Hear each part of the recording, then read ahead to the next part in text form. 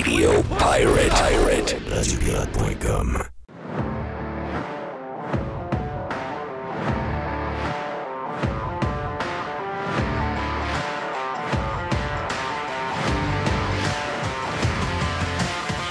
J'aime toujours les fameuses cartes météo de notre ami Carlos Ramirez qui nous montre le gros froid qu'on a connu dans les dernières heures dans le pôle. Donc, quand il fait 13 degrés à Coudjouac, on a des articles.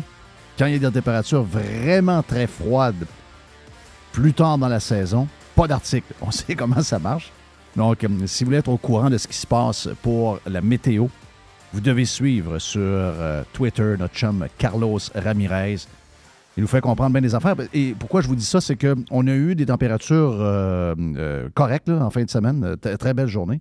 Et hier, c'était beaucoup plus froid. On avait un vent nord-ouest. Et certaines régions du Québec ont même eu du gel au sol au cours de la nuit. Mais la bonne nouvelle, ce que je veux vous dire, c'est qu'il y a comme une masse d'air un peu plus chaud avec une haute pression. Et cette masse qui arrive de l'ouest va s'emparer de nous demain. Et on prévoit 20 degrés, 21 degrés, 22 de certains endroits au Québec. Et jusqu'à 23, 24, 25 pour la journée de jeudi. Bonne semaine de péquistes, tout le monde. On a une semaine de 4 jours parce qu'on est mardi. Nous autres, on est même. On est toujours positifs de même. Mon nom est Jeff Fillion. J'espère que tout va bien. De votre bord, j'espère que tout le monde est de bonne humeur. Jerry, oui. Feeling good, yes? Oh oui. Mr. White, oui. Mr. White est un genre de 10 sur 10? Est-ce que tu files bien? Est-ce que tu as un genre de 10 sur... Parce que veux pas, la lumière de même. On était avec Pierre tantôt, un Français c'est un Québécois qui vit en France depuis toujours. Et lui, il est arrivé la semaine passée. T'sais, il vient une fois par année voir sa mère, voir ses frères, etc. Et c'était dur pour lui la semaine passée. Là. Donc, mais là, juste le fait que la lumière est là, même si un matin, il y a une petite brise un peu, mais obligé de mettre un petit peu de... T'as gratté tes fenêtres un matin? J'ai gratté les fenêtres de mon char ce matin. Ben, juste la lumière qu'on a en ce moment. Là. La lumière qu'on a live, là, moi, ça me donne un boost d'énergie extraordinaire. Hey, je vous jase de plein de petites affaires. On a Régent Tremblay. J'ai hâte de parler avec Régent. J'ai adoré son texte de hier après-midi. Sa ride en Rolls-Royce pour aller au match des Panthers contre Toronto. Il va nous raconter ça. Le texte est extraordinaire. J'arrête pas de le dire. Régent vieillit en âge. Vieillit physiquement. Lui-même parle de ses cheveux, de ses hanches, de ses genoux. Regarde, il parle d'un paquet d'affaires. Mais la vérité, c'est que Régent, il est timeless. Quand il écrit, il est extraordinaire. Il est extraordinaire. Donc, on va parler avec lui dans les prochaines minutes. Mais juste avant, je fais des petits sujets le fun. Billboard, la gang de gauchistes qui écrivent toutes sortes d'affaires. Billboard devrait se concentrer sur la musique, mais même quand ils nous parlent de musique, ils ont leur point de vue qu'on connaît sur l'ISO, ils ont leur point de vue sur tel. Ils aiment beaucoup Bruce Springsteen, on sait pourquoi. Très à gauche. Mais c'est quand même une publication qui nous donne de l'info. Ça a manqué mourir, ça. Hein? Billboard, qui était dans le paysage depuis toujours, a manqué mourir. Puis je ne suis pas certain que c'est une patente qui est bien payante. J'ai l'impression que c'est même quelque chose qui doit perdre de l'argent parce que le web a changé la manière de monétiser l'affaire. Mais ils sont là. Et quand ils font ce genre de patente-là, j'adore. Eux autres, ils monitorent, ils vont monitorer toutes les stations de radio à travers l'Amérique, le Canada. Puis ils vont vous dire quel genre de tune qui joue. Hier, tu me parlais... puis ils vont faire la même chose avec le streaming aussi. Hier, tu me parlais de la tune de Miley Cyrus. Oui. Donc, Flowers. Flowers qui a touché... 1 milliard de spins en 112 jours. 112 jours. Elle a battu le record. De 118 jours. D'Harry Styles. D'Harry Styles. Donc, ça, c'est le genre de patente que j'aime beaucoup. C'est spectaculaire, pareil, quand tu y penses. Et Billboard, ils font le tour de Spotify, ils font le tour de probablement aussi un paquet de choses. J'ai pas vu sur quel panel, mais je sais que ils font Spotify, ils font Apple Music, ils font un paquet de choses comme ça. Il y en a d'autres aussi là, qu'on oublie. Pandora. Si vous êtes peut-être sur XM Sirius, peut-être que probablement que c'est là-dedans. Et eux autres, ils font le tour de tout ce qui joue dans le rock, OK? Et vous avez les tunes, ils appellent ça les Hard Rock Streaming Songs, OK, de cette semaine. Donc, ça veut dire quoi? Ça veut dire... Puis, il y a un fond de moi qui trouve que il y a un côté pathétique, Mais en même temps aussi, il y a un côté où ce que ça nous montre la force de bands qu'on a aimé depuis 20 ans, 30 ans, 40 ans, puis qu'on aime toujours aujourd'hui. On le sait, le pop en arrache en ce moment, le rock en arrache encore plus, le country est très en forme. La première tune au Billboard 100, c'est Morgan Wallen. Last Night. Ah, Last Night, tellement bon. La vidéo en plus. Il est numéro 1 au Billboard. Une vidéo bien simple, dans un genre de salle avec les haut-parleurs en arrière, quelques lumières, assis sur son banc.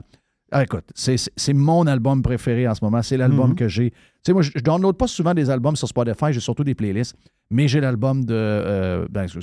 C'est l'album préféré de moi et de ma fille, c'est Morgan Wallen. En fait, mes deux filles sont deux maniaques de Morgan Wallen, dont une qui est une vraiment hyper maniaque. Mais le rock a ça difficile. Moi, je ne fais pas partie de ceux qui pensent qu'il n'y aura pas un retour rock. Tu sais, je pense que le country en ce moment, la clientèle, c'est une clientèle naturelle rock qui se retrouve dans le country. Je pense que le rock va trouver un genre de style à un moment donné où il va y avoir un retour, soit dans 2 ans, soit dans 5 ans, soit dans 10 ans. Il va y avoir quelque chose, OK? Je ne suis pas inquiet de ça. Mais c'est capoté pareil de voir que les tunes qui sont le plus streamées, ce que les gens décident d'écouter, là, OK? De par les playlists qui se font, etc. La tune rock la plus streamée sur toutes les plateformes en ce moment, la 7e, c'est Bon Jovi, Living on a Prayer, qui est probablement la chanson la plus difficile à chanter pour un paquet de chanteurs qui sont plus capables de... En vieillissant, veut pas, on sait qu'on perd des aigus, on perd des mids, on perd un paquet d'affaires. Donc, imaginez-vous quand Bob Rock avec Furbain ont demandé à John Bon Jovi de faire cette tune-là qui est devenue... On avait eu, c'était quoi, la tune d'avant, c'était... You Give Love a Bad You Name. Give Love a Bad Name, puis Living on a Prayer a été le 2e single avant Wanted, Dead or Alive. Donc, j'aurais envie de vous demander, si vous êtes amateur de Bon Jovi, est-ce que vous êtes, dans vos tunes préférées, est-ce que c'est Living on a Prayer avant Wanted, Dead or Alive? Moi, j'aime le mélange des voix entre Richie Sambora et John Bon Jovi dans Wanted.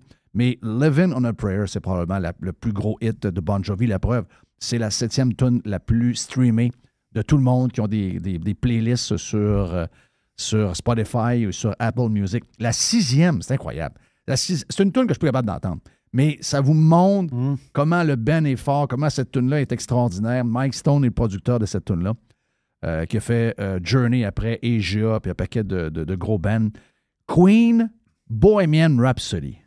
6e tune. C'est incroyable. C'est incroyable. C'est incroyable. Les tunes immortelles, qui, à un moment donné, ça va... Non. C'est immortel. Tu l'as dit, c'est carrément immortel. Une tune qui est excellente. Une tune qui est excellente, veut pas, c'est... Mais, tu sais, c'est à travers des gros joueurs, c'est à travers des gros noms, c'est à travers des icônes. Three Doors Down, Kryptonite. Avouez que cette tune-là... Puis Three Doors Down a fait un paquet de hits dans leur bref carrière d'à peu près une dizaine d'années. Mais Kryptonite, c'est une toune. Mais écoute, en plus, le sujet, la manière que le texte est monté, c'est vraiment extraordinaire. La toune numéro 4, ils sont en tournée, 300-400$ le billet. Moi, ça ne m'intéresse pas bien. Moi, j'aime beaucoup plus, par contre, le vieux de ce band-là que le neuf. Le neuf, entre guillemets. Dream On. Dream On. Aerosmith, Dream On de Aerosmith, numéro 4. Donc, des tunes les plus streamées sur nos Spotify, donc les listes qu'on se fait. Numéro 3, vois-tu, j'aurais pensé que ça aurait été une tune de leur plus gros album, mais non, c'est pas celle-là. AC/DC Thunderstruck. J'aurais pensé à Hells Bells, You Shook Me All Night Long, ou d'autres tunes d'albums Back in Black qui étaient remplis de hits. Mais non, c'est Thunderstruck, mais il faut dire que c'est une tune de stade, hein? Thunder. Une toune de stade, exactement. Une toune de stade. Et la 2e position, c'est des chansons, les hard rock les plus streamées selon ce qu'on écoute puis ce que nous, on choisit dans nos plateformes de streaming. Sweet Child O' Mine, Guns N' Roses, qui est encore une écœurante de tune. La guitare là-dedans est extraordinaire. Et vous avez hâte de savoir quelle est la tune qui est... Puis, et quand je vous dis ça, là, ces tunes-là sont quasiment tout le temps dans les charts, sont tout le temps dans le top 10 ou à peu près. Il y a peu de changements. C'est mes Foo Fighters avec Everlong, qui est numéro 1. Donc, comme tune rock la plus streamée. Foo Fighters, Everlong. C'est Foo Fighters avec un S, bien sûr. Everlong, c'est une tune incroyable. Donc, je voulais juste vous faire un petit clin d'œil de même parce que, écoute, on a une semaine de péquistes parce que hier, on est en congé. Hein? On est en congé hier. C'est une semaine de 4 jours. Donc, c'est le même qu'on marche. Mais je voulais juste faire un petit clin d'œil pour des patentes sympathiques comme ça. Qu'est-ce que tu penses de Tom Cruise avec Shakira? Il s'est passé quelque chose. Est-ce que tu penses que Tom Cruise a eu dans son lit, parce qu'il était au Grand Prix de F1 ensemble? On pourrait se dire le contraire. Est-ce que Shakira a eu dans son lit Tom Cruise? OK, toi, tu penses que c'est elle qui mène? Non, on peut prendre les deux bords. OK, mais je veux dire... Oui, ils ont couché ensemble. Mais qui a initié qui, tu penses? Moi, je pense que Tom, c'est un... D'après moi, Tom, c'est un... Comment est-ce qu'on appelle ça? Un prédateur. C'est un prédateur. Il a vu une petite bête qui a de la peine, qui s'est quasiment fait mettre dehors de l'Espagne par son chum pas fin, qui s'est ramassé quasiment avec les valises. Les valises, les enfants, goodbye. Yes! Donc là, Tom... Shakira ne peut pas être célibataire pendant 3-4 ans. Là. Tom a écrit à Shakira. Ben oui, c'est sûr. Je descends faire de l'avion en Floride. Est-ce que ça te tente d'aller faire un tour à la F1 en fin de semaine? Il est arrivé à la maison probablement à Aston Martin. Il a embarqué Shakira, monté vers le stade des Dolphins, vers la piste de F1. Et je suis certain que ça a été un hot week-end pour Tom Cruise. Ils font un beau couple. Là. Oui. Elle a quand même eu 2 enfants, elle, avec son piqué. Hein? Oui, il y a eu 2 enfants. Oui. Je ne savais pas. Oui. Hey, tu sais, des fois, on se demande pourquoi on s'élève, pourquoi tu sais, des fois, ce serait facile de faire ce qu'on fait là, juste jaser d'affaires un peu banales, drôles, légers, qui nous permet de se sauver un peu, puis de laisser les sujets un peu plus plates de côté, puis de dire, quand je ne m'en occupe pas, tu sais, regarde, moi, je vis ma vie, puis je m'isole. Le problème quand on fait ça, c'est qu'à un moment donné, tu penses que tu es isolé. Puis le fait d'avoir laissé les autres dicter ce que tu peux faire et pas faire, ça finit par venir te mordre le fond de culotte. Donc, c'est pour ça qu'il faut se réveiller. Bien, un peu ce que hier, dans le Prime, on a jasé avec Alexandra qui travaille pour The Rebel News. Elle dit, moi, j'étais pas là pantoute. Ça a pris la COVID pour la réveiller. Comme ça l'a réveillé beaucoup de monde, on s'est rendu compte que si on les laisse aller avec une free pass, ils finissent par vous manger le fond de culotte. Là. OK? Et Ted Nugent, est-ce que vous connaissez Ted Nugent? Ted Nugent, c'est un... Je vous dirais que c'est un conservateur. En tout cas, c'est... Je ne sais pas s'il y a une bonne définition parce que c'est un méga conservateur. C'est un Trump. Ça en cache pas bien. Donc, c'est un Trump, c'est un gars qui... Puis tu sais, c'est un gars qui a des combats qui nous ressemblent. Lui, Dylan Mulvaney, Mulvaney avec Budweiser, lui, il n'a pas aimé ça beaucoup. Là. Lui, il n'a pas aimé ça beaucoup. Il a fait des remarques, il a blasté Anheuser-Busch. Tu sais, sur à peu près tous les sujets. Puis lui, c'est un gars qui fait du commentaire. Il va faire des tweets, il va... Ted Nugent, on sait depuis... D'autres, on connaît Ted Nugent depuis toujours. Tu sais, Ted Nugent, là, c'est one go to one go. On est même guitariste du Michigan, un gars crinqué, qui a été, entre autres, avec Damien Key. Donc, à un moment donné, ils ont fait un super groupe avec le gars de Styx, également Jack Blades de Night Rangers. Puis ces gars-là ont fait un super band qui s'appelle Damien Key, que j'ai déjà vu d'ailleurs dans les années 90 avec Bad Company. Très, très, très bon band. Avec le gars de Styx? Oui, c'est ça. C'était, il y avait 2 chanteurs, avec Jack Blade Tommy Shaw. et Tommy Shaw, les deux voix ensemble, c'était incroyable. Et même à l'occasion, tu avais Ted Nugent qui en rajoutait un peu pour les backup vocals. Et là, il devait faire un show à Albany, OK? Non, pas Albany, en Alabama, OK? Il devait faire un show en Alabama, dans un genre de grosse place où il y a de la bière. Ça s'appelle Avondale Brewing Company. Et il devait jouer là. Et on pense qu'il y a une place qui est quand même assez safe pour le wokisme. C'est quand même toujours bien l'Alabama. Tu sais, il veut dire, non! Donc, la place où ils ont voulu présenter Ted Nugent ont eu de la pression d'un certain groupe. Je ne vous dis pas qu'il y était des milliers de personnes, mais vous connaissez la gauche. Vous savez comment ils sont installés. Ils ont mis de la pression. Ils ont commencé à vouloir lever un boycott sur la genre de micro-brasserie qui voulait avoir Ted Nugent en spectacle. Et la pression a tellement été forte sur cette micro-brasserie-là qui s'appelle Avondale Brewing Company qu'ils ont cancellé hier le spectacle qui était prévu au mois de juillet de Ted Nugent.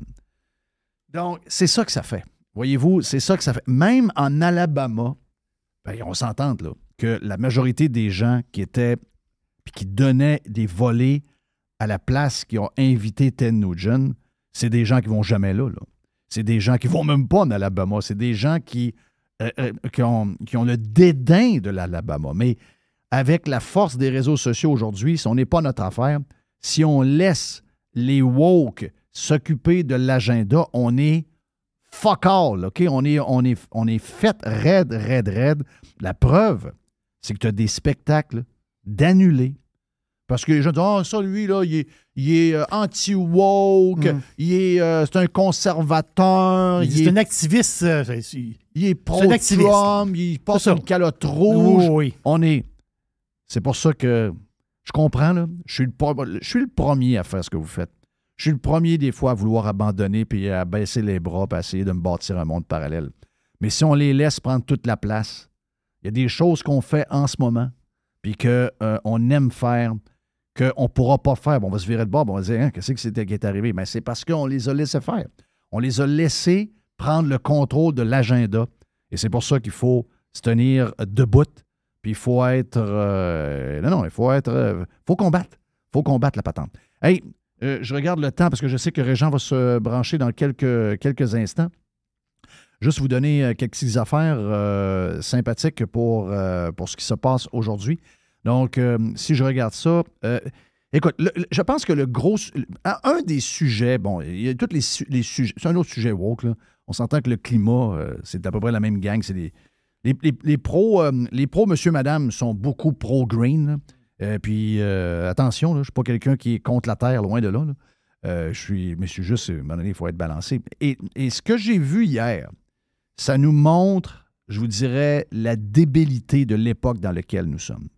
Je vous mets dans le contexte, OK? On a un tweet de Gabriel Nadeau-Dubois. Gabriel Nadeau-Dubois s'en va dans une place, il est quelque part dans le coin de Shawinigan. Si je ne me trompe pas, la place s'appelle Saint-Gérard-des-Laurentides. Et Gabriel Nadeau-Dubois, habillé en gars du plateau, s'en va se promener avec ce monde-là. Et fait un tweet, puis il dit « Ici, à Saint-Gérard-des-Laurentides, des pancartes, prospection minière en cours, on fait leur apparition du jour au lendemain. » Donc, ils sont arrivés, ils sont levés le matin, c'est marqué, il y avait une pancarte, c'est marqué prospection minière. OK, c'est le droit que les gens ont d'aller voir sur certains territoires, voir s'il y a des minéraux, des choses. Ils ont le OK du gouvernement. Ils mettent une pancarte, ils ont le OK du gouvernement pour pouvoir voir ce qu'il y a dans le sous-sol. Exact. Et là, lui, il dit « Citoyens et élus sont sous le choc. Le Far West des claims miniers doit cesser. » OK, puis je veux pas, c'est quelque chose qui était, qu'on avait compris qu'on devait faire parce que on veut faire notre part. Tu sais, je veux dire, on ne peut pas être des revendiqueux qui demandent à ce que tout le monde devienne électrique puis que tout le monde bâtisse tels nouveaux appareils qu'on a besoin pour faire tourner des éoliennes, faire ci, faire ça. On a besoin d'un paquet de métaux, de minéraux qui sont très spécialisés pour avoir ce qu'on veut, c'est-à-dire, on l'a vu hier, 1,1 milliard pour des Christie d'autobus green électriques. Puis on en a acheté pour 1,1 milliard de votre argent. Ça revient à 900 000 l'autobus, OK? Alors que les autobus diesel sont aux alentours de 300 000. Donc, on a payé 3 fois le prix avec de l'argent volé dans vos poches pour encore faire un genre de statement dans une des places les plus pauvres en Amérique du Nord.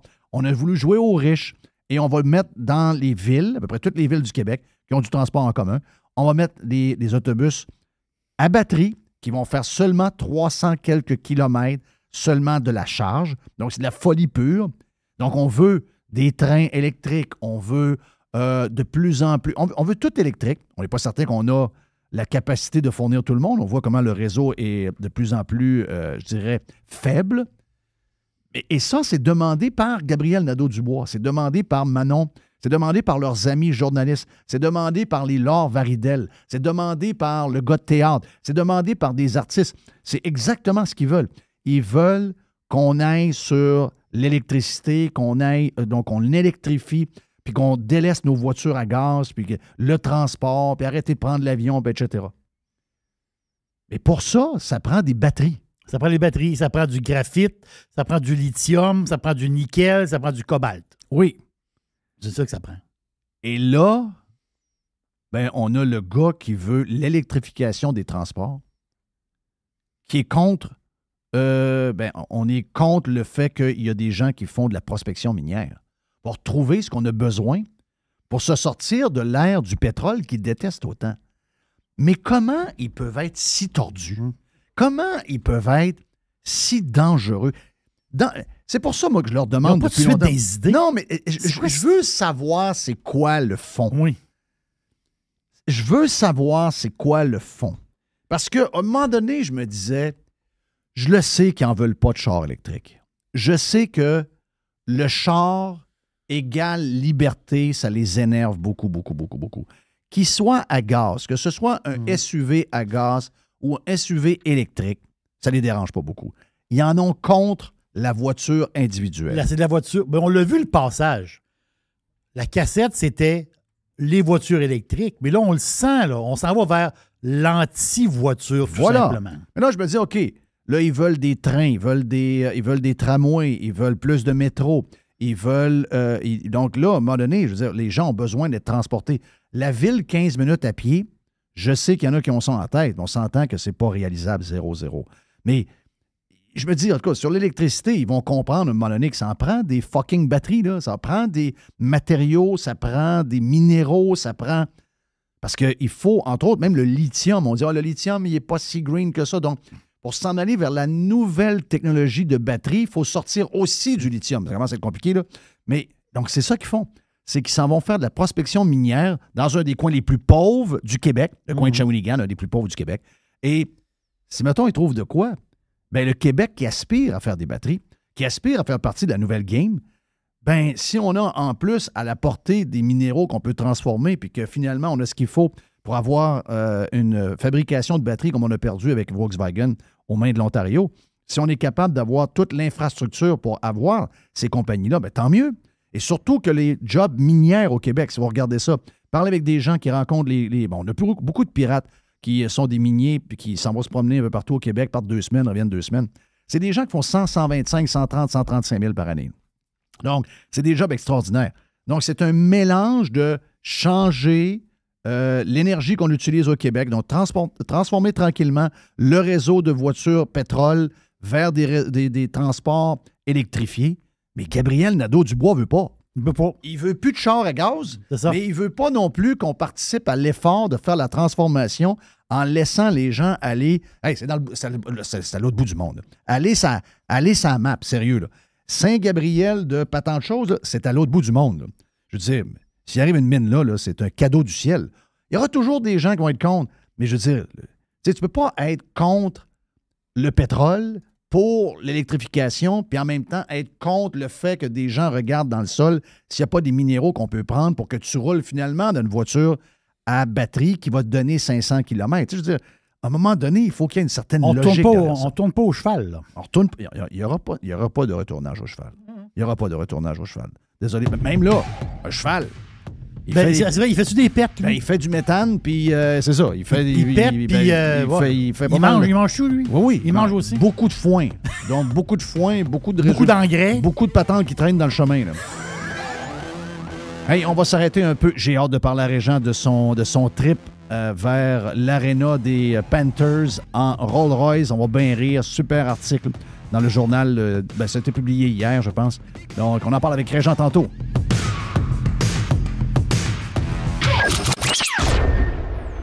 Radio Pirate. Ah!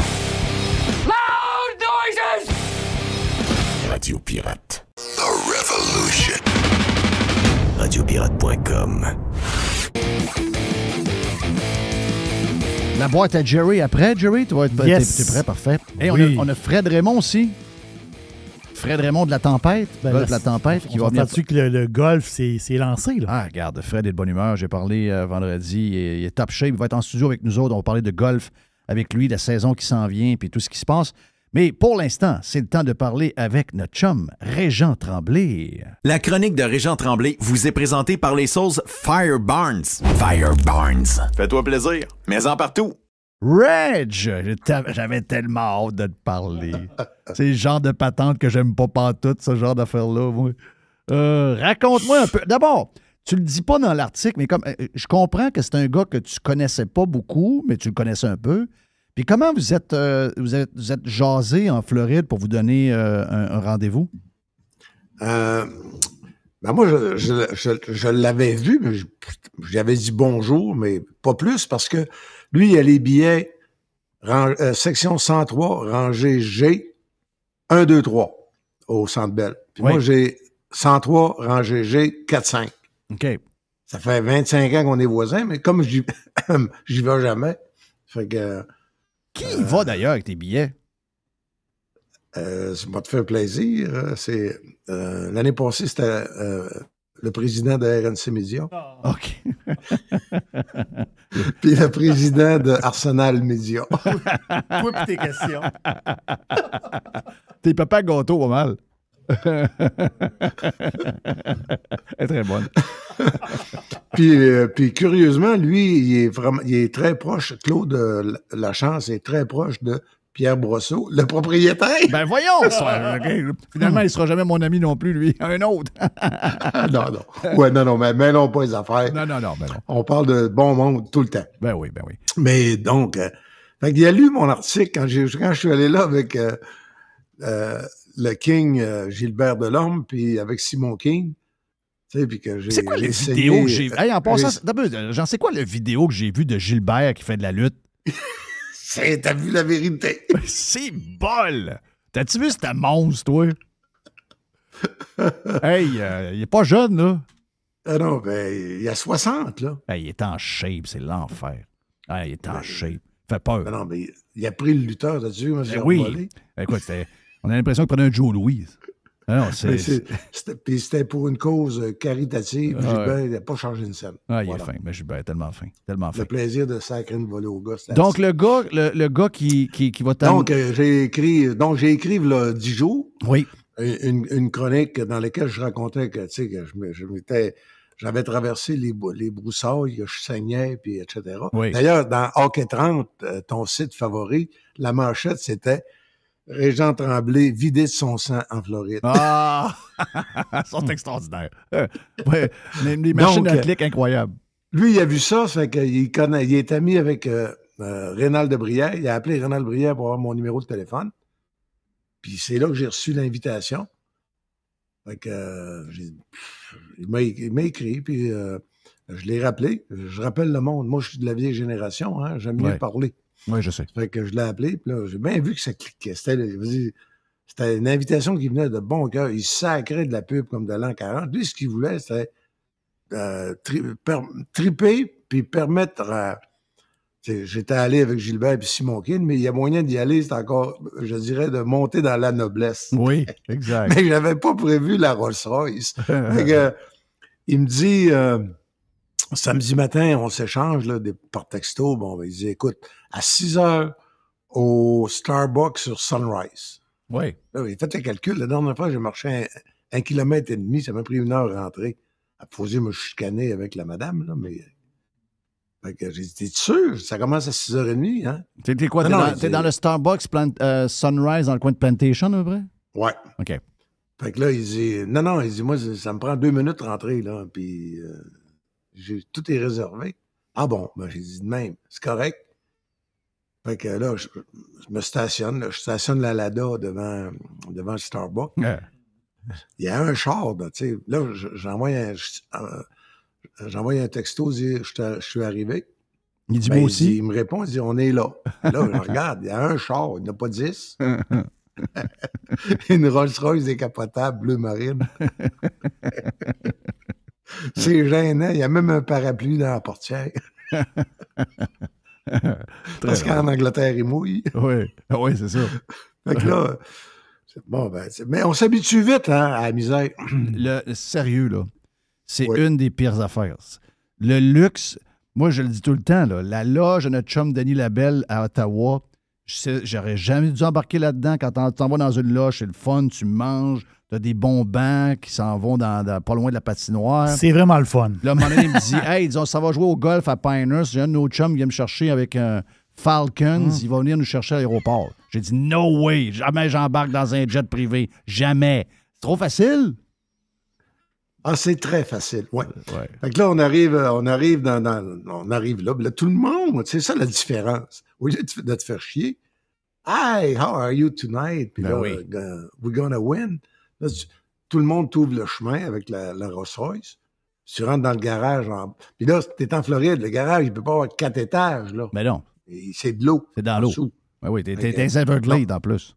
Ouais, tu rentres là-dedans, t'as un étage, puis là, il y a la Rolls-Royce, il est sur le coin, à côté de l'ascenseur. C'est pas pire. Là, il est 6h02.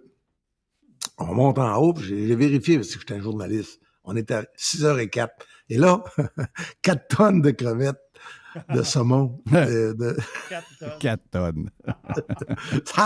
C'est gênant quand tu sais comment il y a du monde qui ont de la misère. OK? Oui. Mais parce qu'on est judéo-chrétien, j'ai été élevé, mange tout, il y a assez de petits Africains. Non, tu t'as qui mangé mangent beaucoup. pas. C'est ça, Ouais, tu t'as mangé ça, beaucoup. tu sais. Ouais, Ouais. fallait tout manger parce qu'il y a des Africains et des Chinois qui crevaient de faim. Oui. Bon, ça coûtait 30 sous, faire baptiser un Chinois.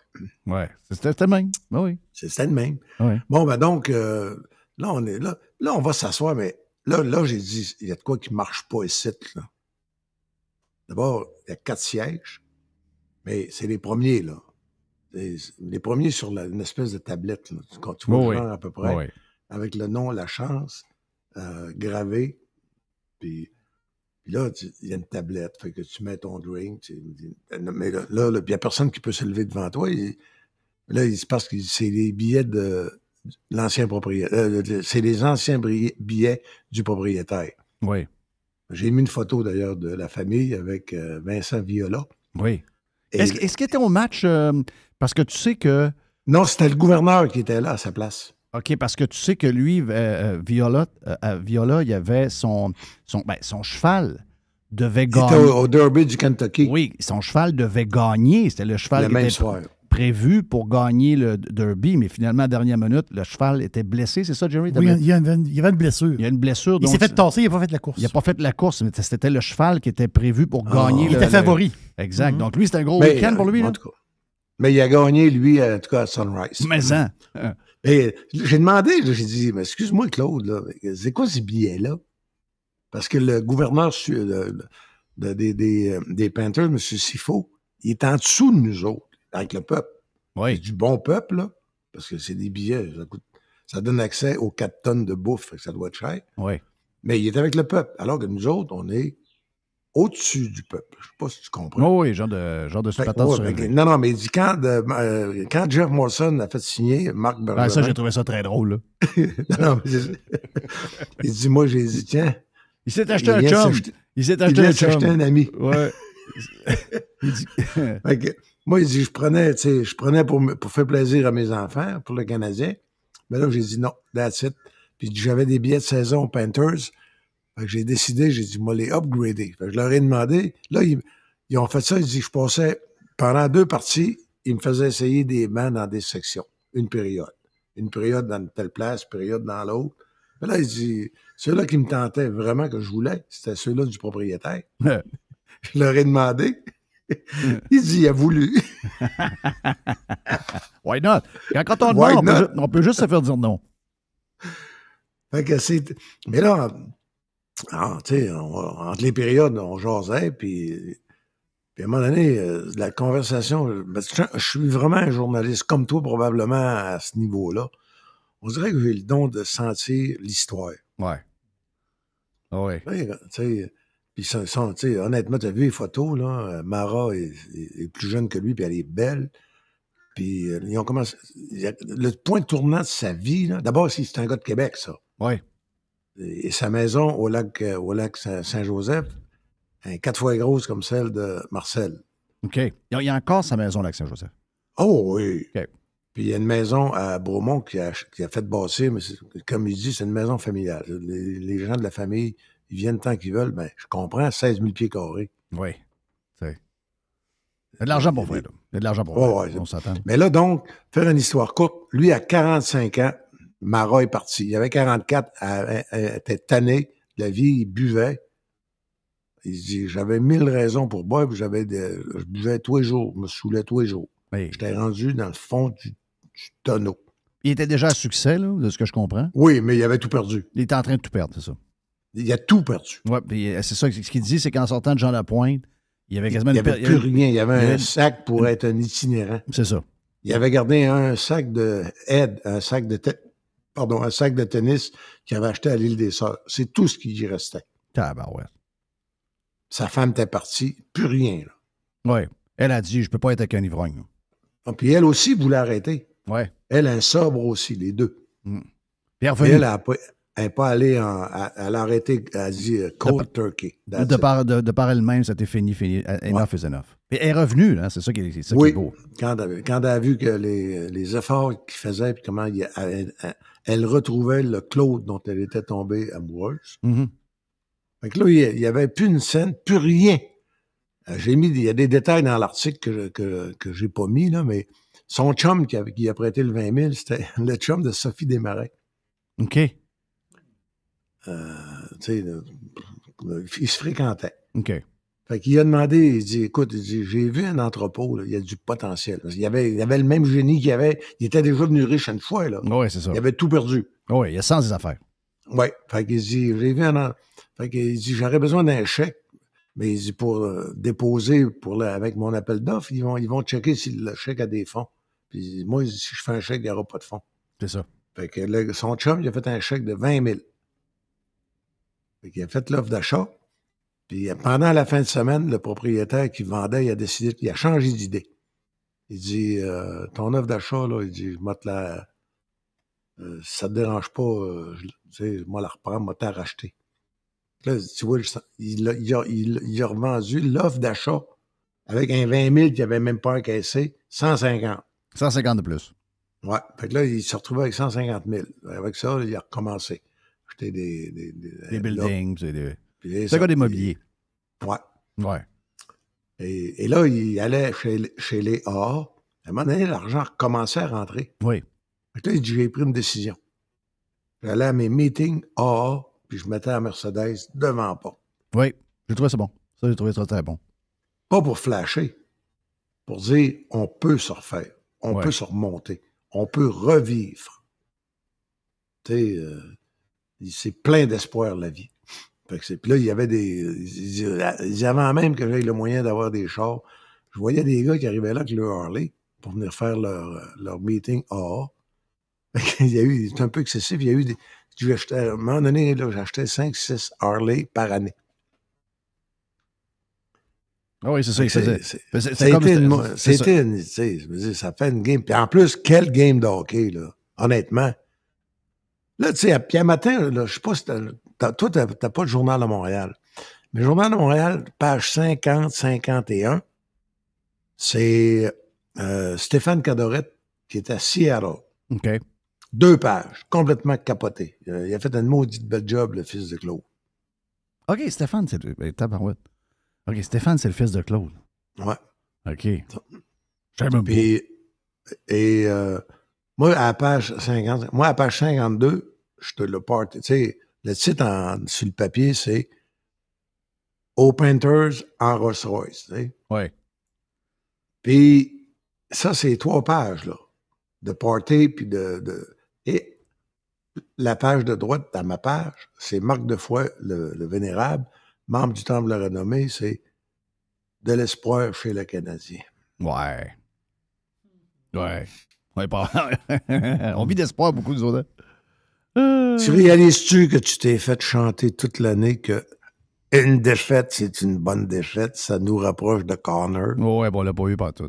Hey, je te pose une question là-dessus avant de revenir sur ton sujet, c'était pas fini.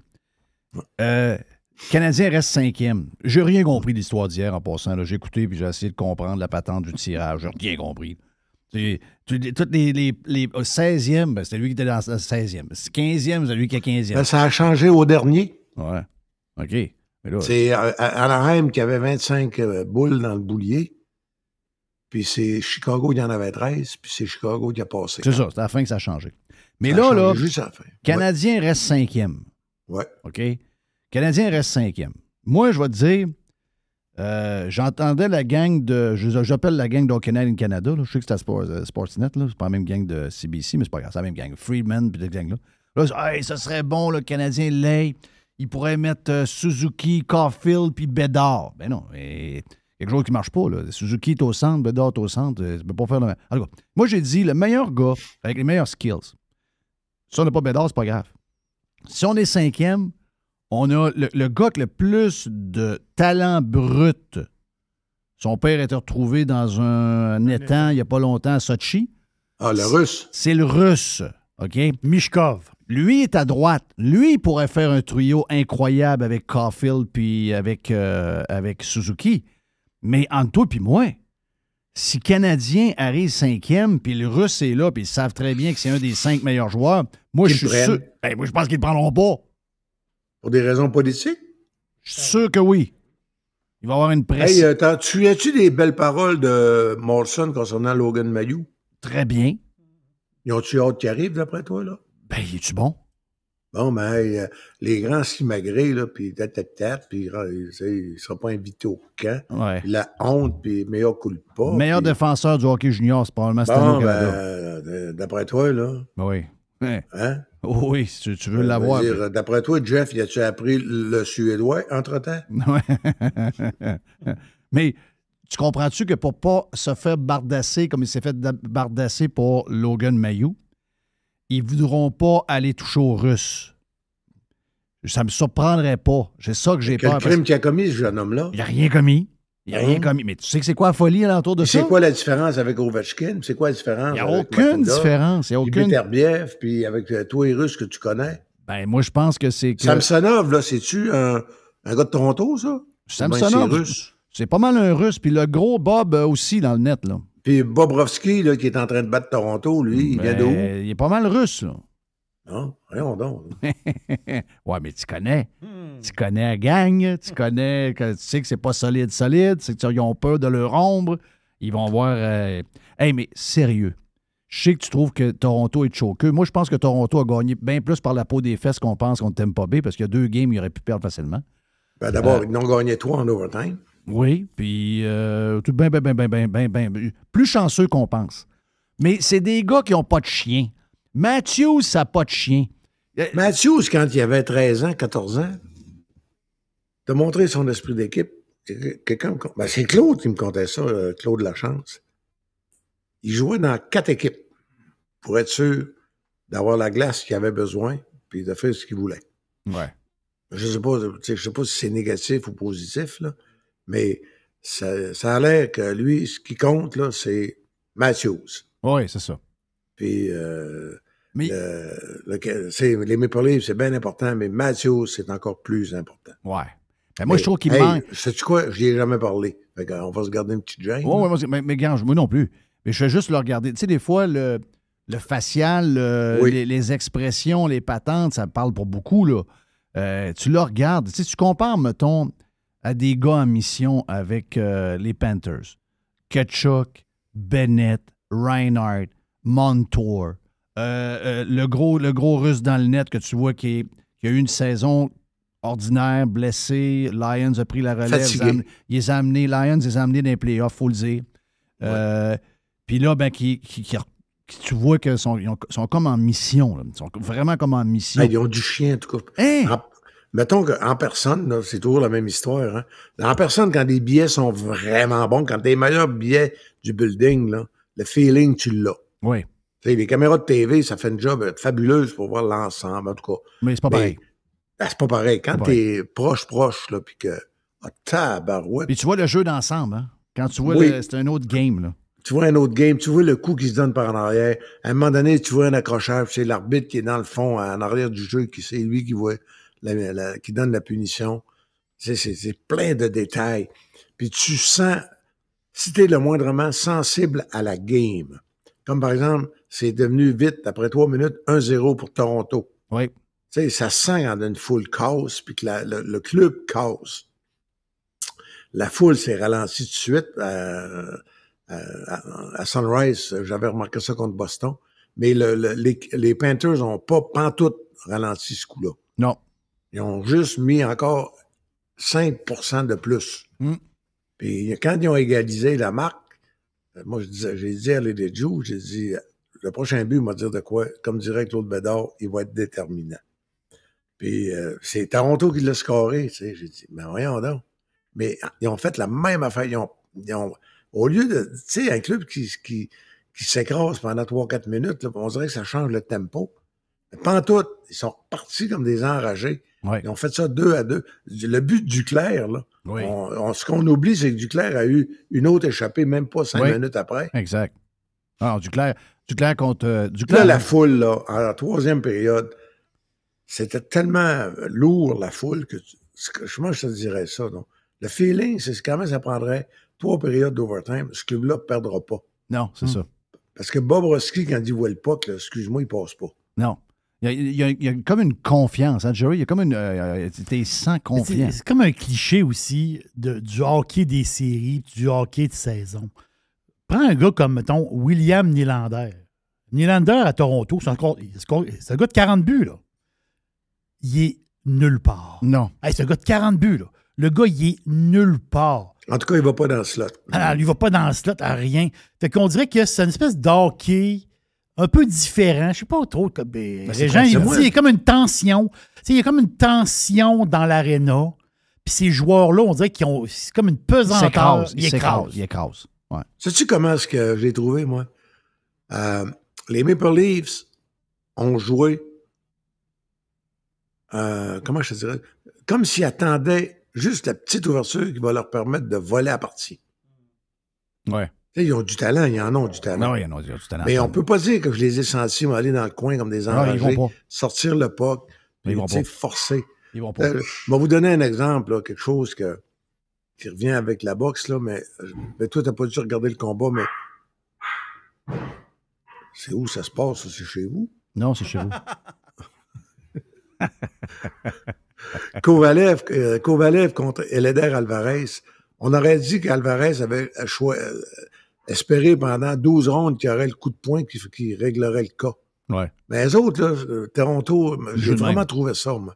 Ils jouaient du hockey on a tellement de talent, on va avoir l'ouverture, puis ça va être bingo, puis on va voler à la game. Est-ce que mardi prochain, on se parle, puis c'est le plus gros comeback de l'histoire? Ou Hey, c'était 3-1 pour Toronto contre le Canadien. C'était 3-1 Boston contre Floride. Bon, ça veut dire qu'à 3-1. Mais là, c'est 3-0. C'est 3-0, c'est différent. 3-0, c'est pas arrivé souvent. C'est arrivé aux Islanders 2 fois. Ouais. Quel autre qui a fait ça 3-0? Puis la manière que ça joue, on vient de le dire, c'est ça la différence. C'est que, oui, ils vont peut-être gagner la prochaine, mais ils ne seront pas capables d'en gagner 4 en ligne avec les Panthers qui jouent de cette manière-là. Là. Eux autres, ils jouent. C'est mais vraiment. Moi, là, je les haïs tellement là, que je prends pas de risque. Je veux que ça finisse mercredi. Ah, moi aussi, je suis correct avec ça. Qu'on se débarrasse d'eux autres. Hey, regarde, la foule qui criait quand ils ont battu Tampa Bay puis que la série Boston-Floride n'était pas finie. Puis qui criait We want Florida, we want Florida, we want Florida. Hey, penses-tu que cette vidéo-là joue pas dans la chambre, toi? En tout cas, l'autre affaire, c'est cependant, mais là, est-ce que les Devils du New Jersey sont capables? Moi, je pense pas. Je m'attends à la prochaine série, là, mais là, on va trop vite. Là. D'après moi, ça va être la Floride contre la Caroline.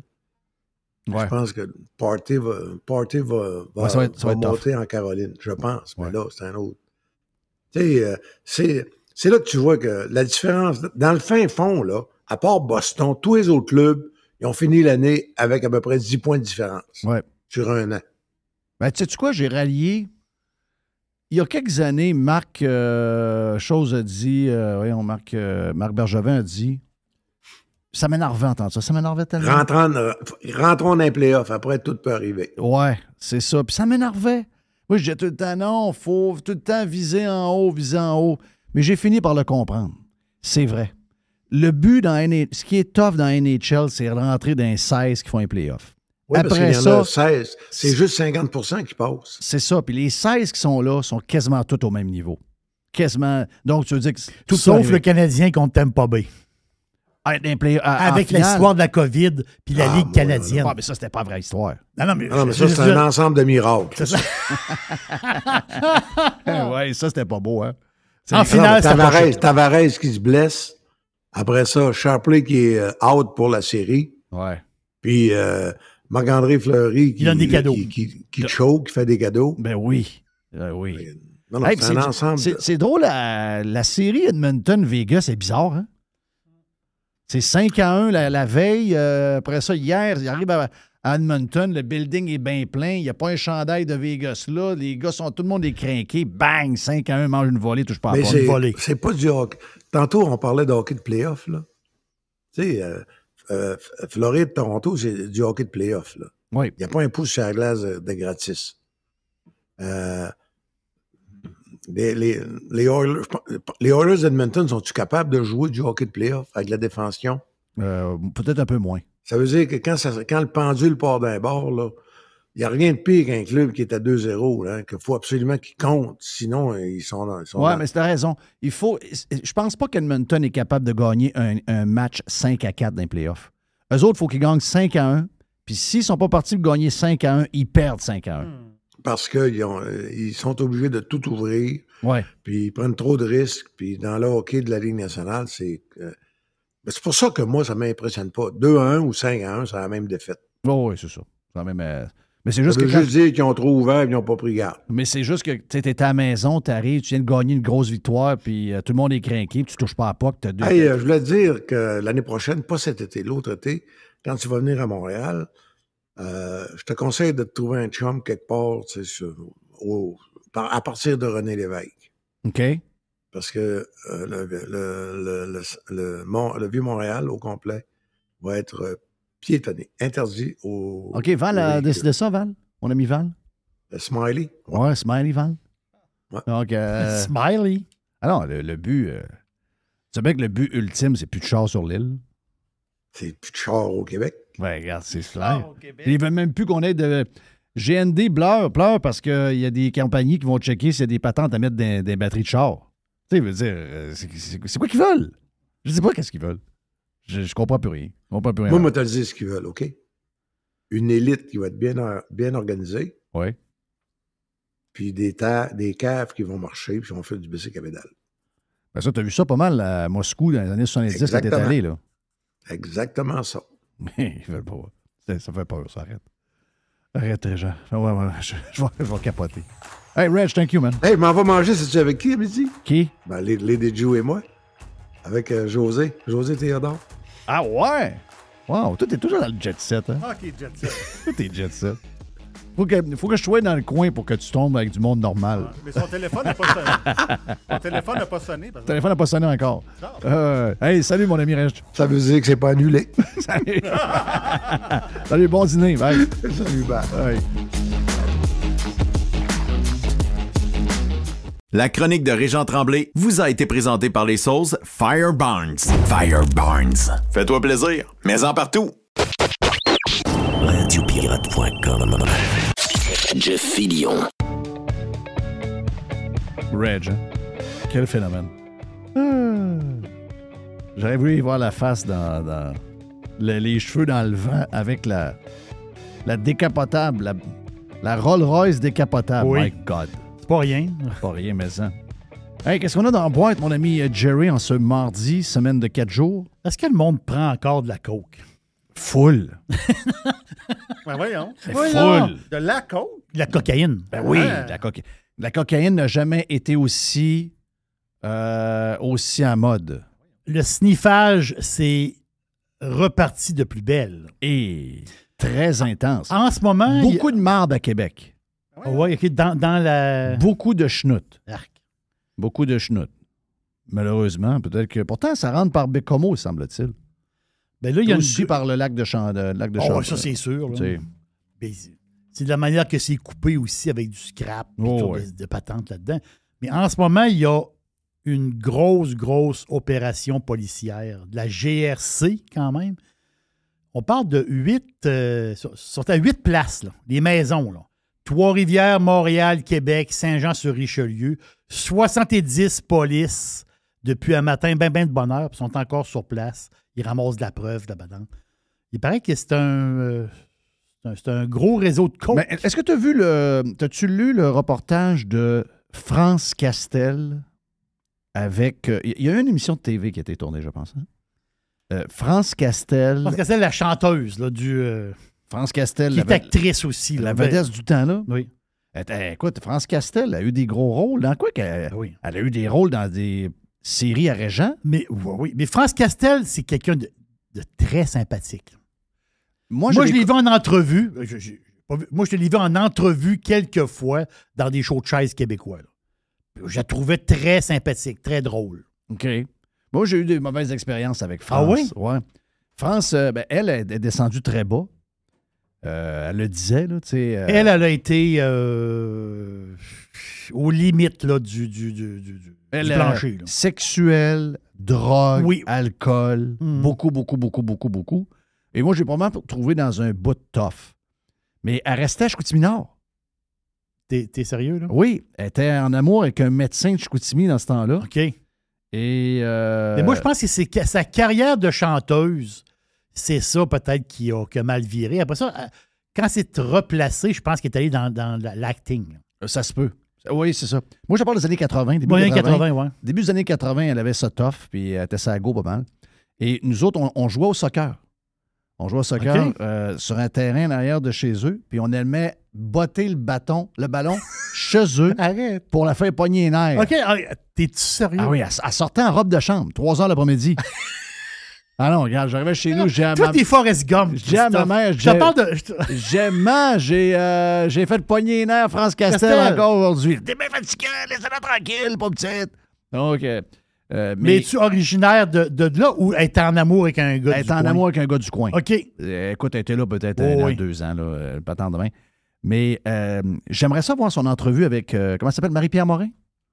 Ben, il paraît qu'il jase de tout, là, la coke, le sexe, la patente, tout.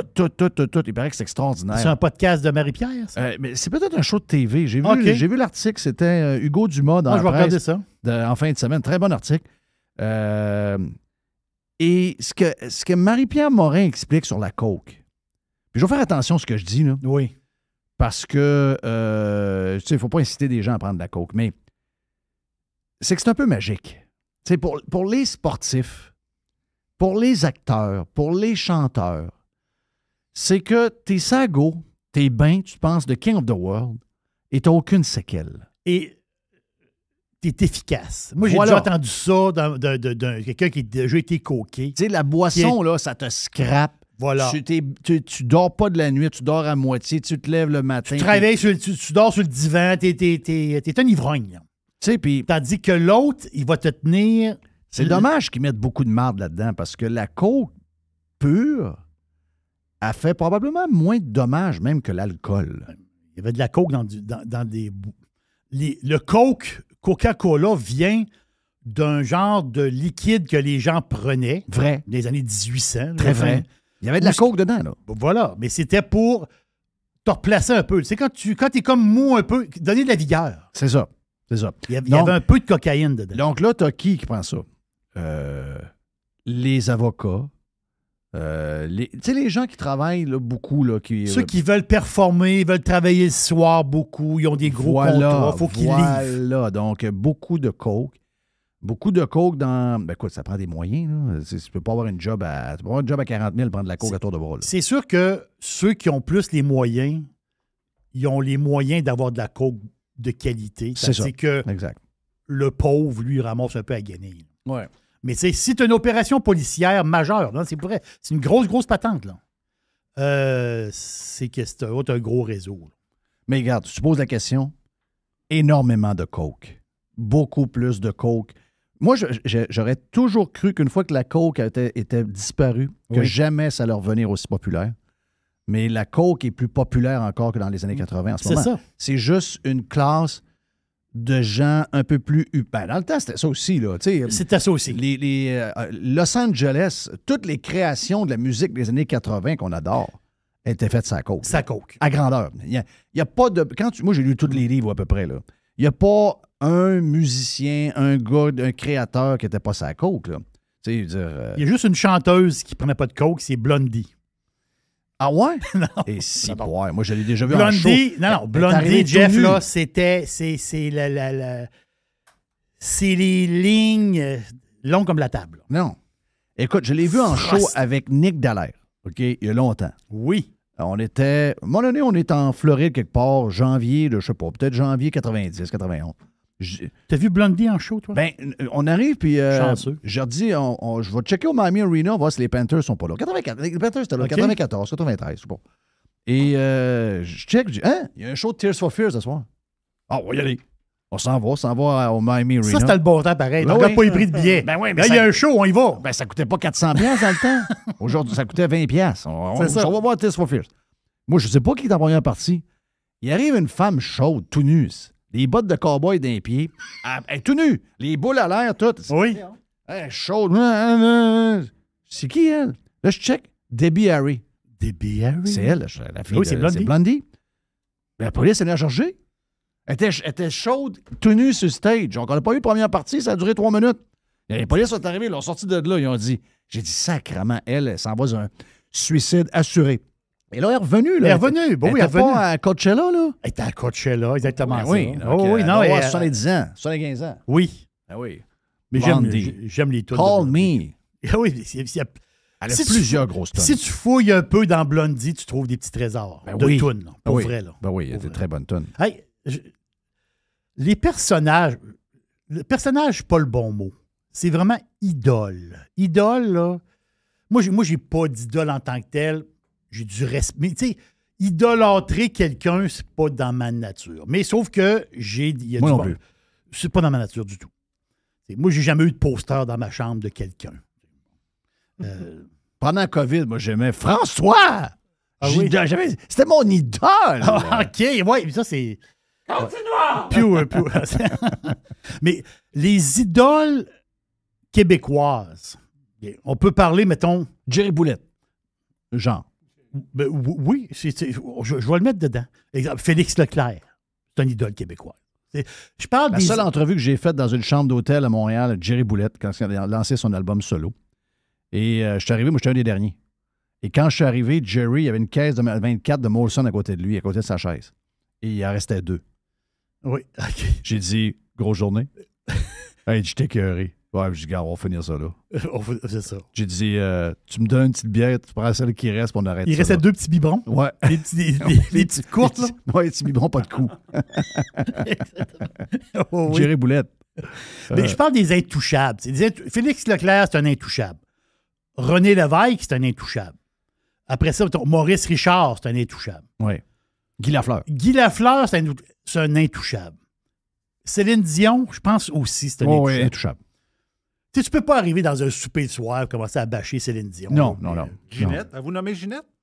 Ginette, Ginette, ouais. Alors, je ne peux pas bâcher Ginette. Tu as raison, Oh, Mais- jamais dans la gang. Mais les noms que je t'ai donnés là, souvent, quand il y a eu des productions au Québec, des films, des séries, choses comme ça, souvent, ça a eu des crashs.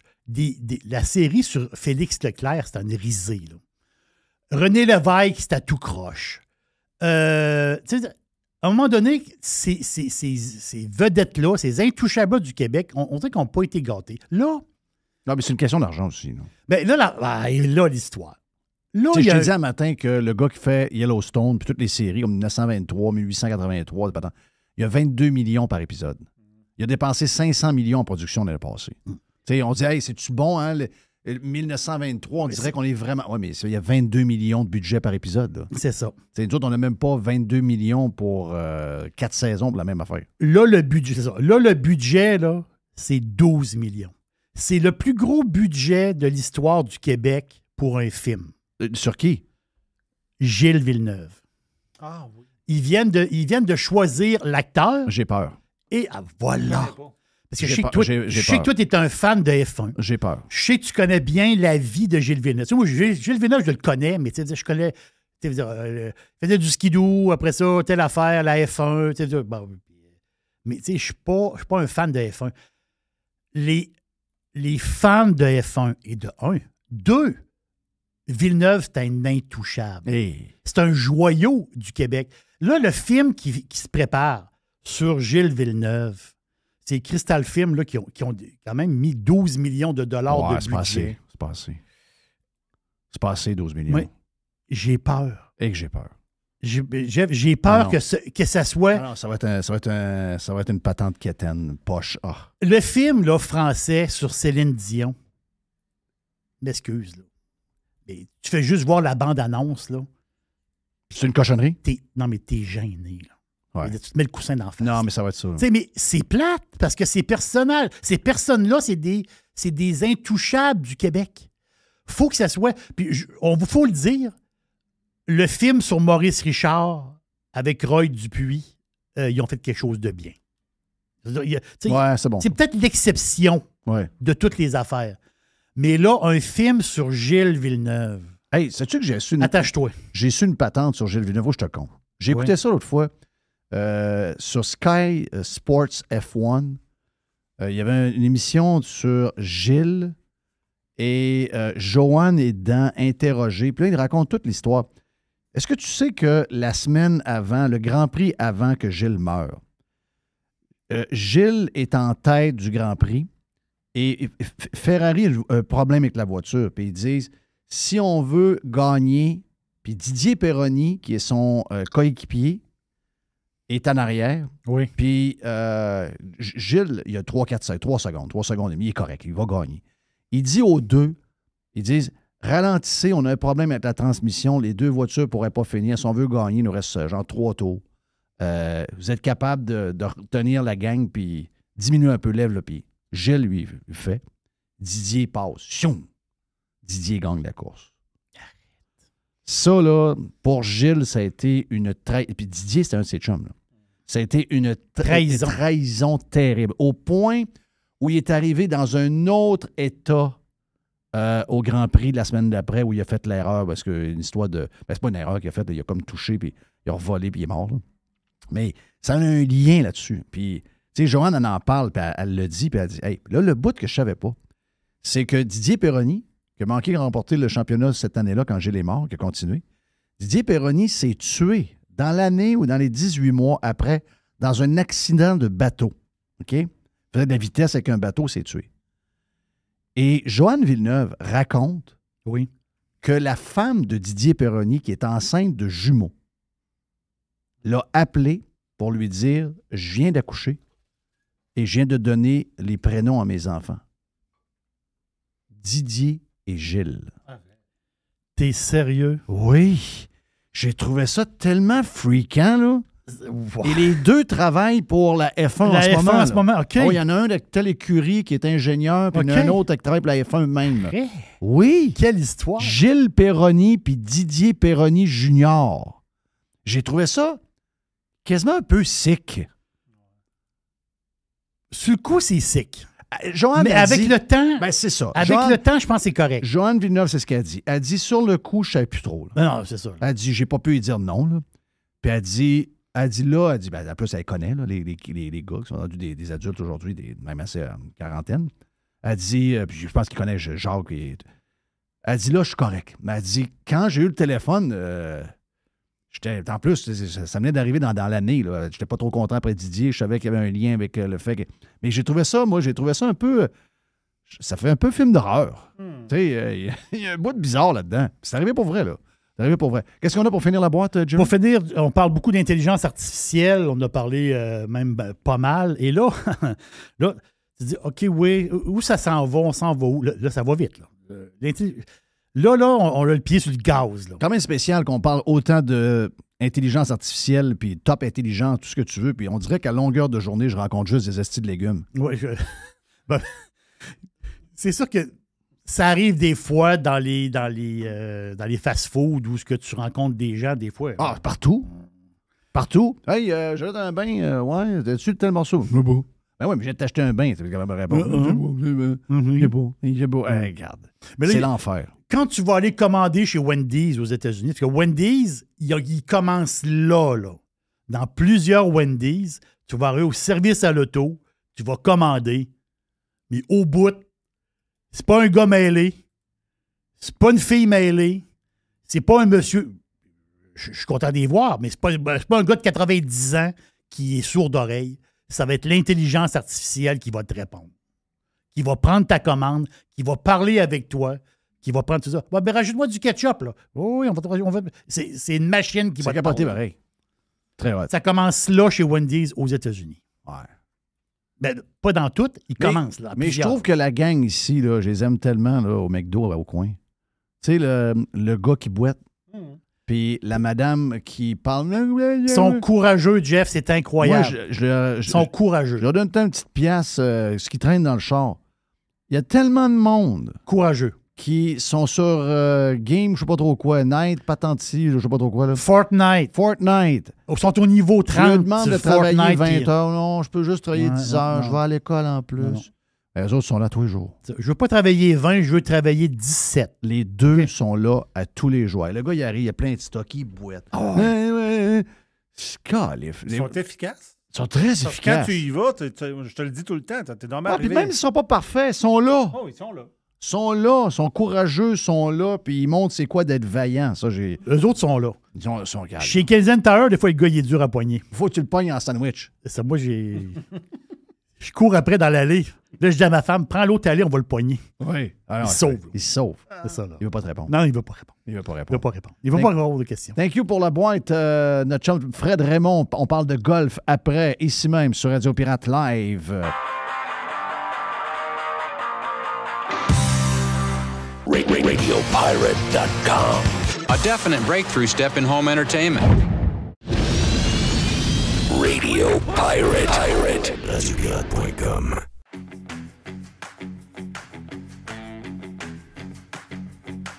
Jerry, début de saison de golf. Hey, on voulait l'avoir pour parler du Masters, mais il était occupé. Oui, il est occupé parce que là, il est occupé parce qu'avant ça, il était garçon. Après ça, il était avec sa blonde. Mais là, c'est papa. Là. Oui, c'est une autre affaire. Là, c'est une autre histoire. Ah oui, donc on l'appelle pour le Masters. Il dit, ben là, je peux pas. Mais ça, tu peux pas. Ben, ma blonde, elle couche. Ben, elle couchera plus tard. Elle couchera plus tard. C'est le Master, quand même. Oui, c'est ça, c'est le Master.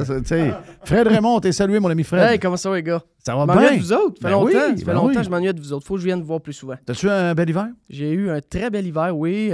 Nouveau papa 2 fois? Nouveau papa 2 fois. Ça a été un hiver assez actif au bureau. On a des gros projets, vous le savez, au Golf La Tempête. Donc, on a travaillé fort cet hiver. Mais normalement, moi, je prends tout le temps mes petites vacances au mois de janvier. Oui. On m'en va en Floride avec la famille. On avait joué au golf. Ben oui.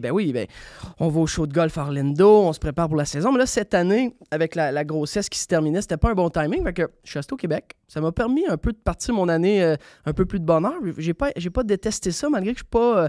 depuis que je joue moins au hockey, je suis pas un grand fan de l'hiver. Mais là, on est sur le bon côté. Là. Ben oui. J'ai vu ton père. Ben oui, je sais. T'as En passé Floride, un on peu est de allé temps avec à André. Rwanda Classic ensemble. On est allé marcher un terrain de golf en construction.